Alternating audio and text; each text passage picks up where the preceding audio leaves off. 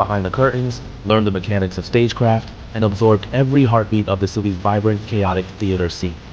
In 1592, his name finally appeared in print, not in praise, but in mockery. Established playwright Robert Greene scorned him as an upstart crow, beautified with our feathers. But instead of firing back, Shakespeare picked up his pen. He began writing with furious grace. Titus Andronicus, The Two Gentlemen of Verona, Richard III. The plays bore the marks of youth, bold, violent, emotional, but they also hinted at a rare sensitivity to human nature and a mastery of dialogue that could silence the room. In 1593, plague swept through London. Theaters shut their doors. Fear clung to the city like soot, but Shakespeare did not stop.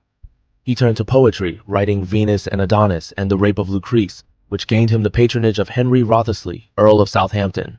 It was during these years that he joined the acting company Lord Chamberlain's Men and quickly became the soul and engine of its success.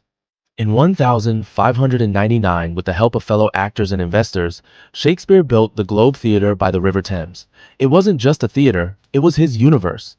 Here, kings and fools, lovers and ghosts, tyrants and dreamers took the stage. He wrote his greatest masterpieces. Hamlet, with its haunting question, to be or not to be. Macbeth, drenched in blood and ambition. King Lear, raw and ragged with loss. Othello, twisted by jealousy and race. Romeo and Juliet, where love bloomed like fire in a tomb. He didn't just reflect life, he revealed it. Every character he crafted was both unique and universal. Every stage became a mirror, showing audiences not what they were, but what they could become for better or worse. In 1596, tragedy struck. His only son, Hamlet, died at the age of 11. Shakespeare never wrote about it directly, but the pain seeped into his work. Hamlet emerged not long after a play where a father is a ghost, a son is haunted, and the line between life and death grows thin. The playwright, who once leaned toward wit and romance, now plumbed the depths of grief, madness, betrayal, and the silent fear that nothing truly lasts. By 1613, after nearly 2 decades of redefining the English stage, Shakespeare stepped away.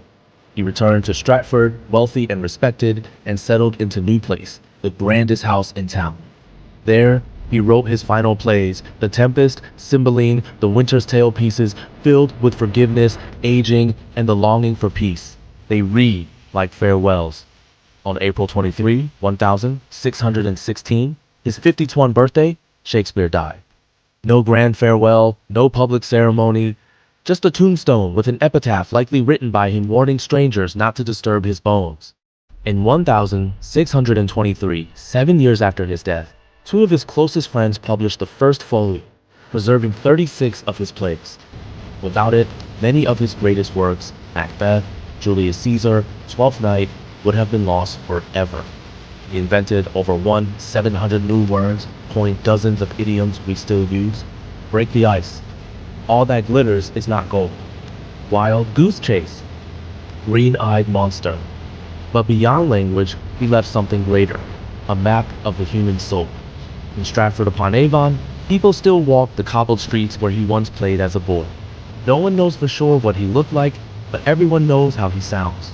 His voice echoes through classrooms in Tokyo, theaters in New York, films, novels, and dreams.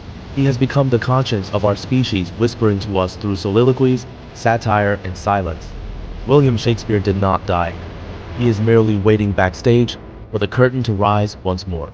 Was he truly the genius behind it all, or just a name history chose to remember? Let us know below, and subscribe for more untold legends.